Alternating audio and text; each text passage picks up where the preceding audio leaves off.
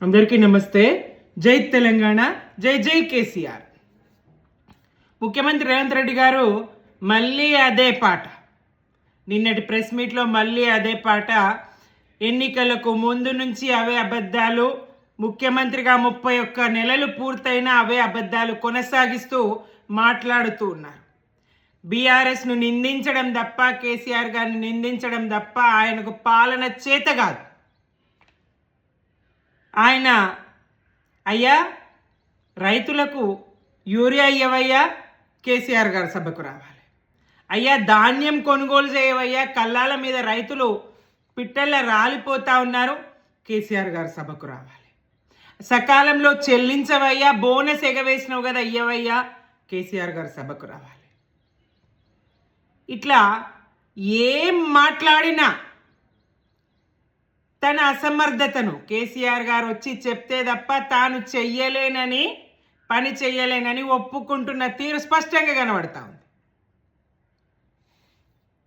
ఇంత దుర్మార్గమ్మా!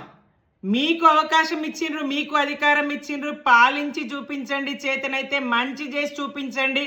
సరే, మంచి చేయడం చేత కాదు మీకు, 60 ఏళ్ళు మీరేం చేయలేరు తెలంగాణకు మంచి. ఇక కొత్తగా మంచి చేసేది ఏం లేదు.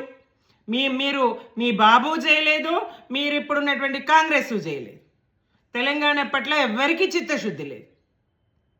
సరే, మీకు చేత కాదు, మంచి చేయకండి. కానీ చెడు ఎందుకు చేస్తారు? రాష్ట్ర ముఖ్యమంత్రిగా తెలంగాణను ఎందుకు తెరలు చేస్తారు? తెలంగాణను ఎందుకు నాశనం చేస్తారు? తెలంగాణ ప్రజలు ప్రశ్నించరా? అన్నింటికి ఒకే మంత్రమా? కేసీఆర్ గారు సభకు రావాలి. మీరు పాలన చేసి చూపించండి అయ్యా. కేసీఆర్ గారు ప్రతిపక్ష నేత, మీరు ముఖ్యమంత్రి.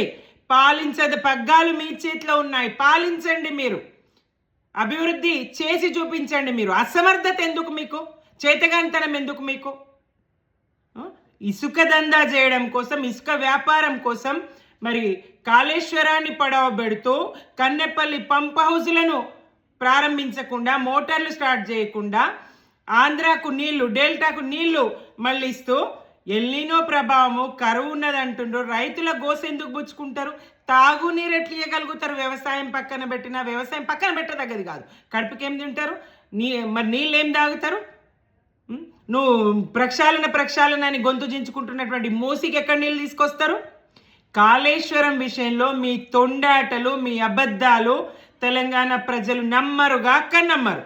తెలంగాణను సస్యశ్యామలం చేసింది, తెలంగాణను దేశానికి ఒక అన్నం గిన్నెలాగా 61% మరి పంటలను ఇవ్వగలిగింది, వరిధాన్యాన్ని ఇవ్వగలిగింది కేసీఆర్ గారి పాలన మాత్రమే.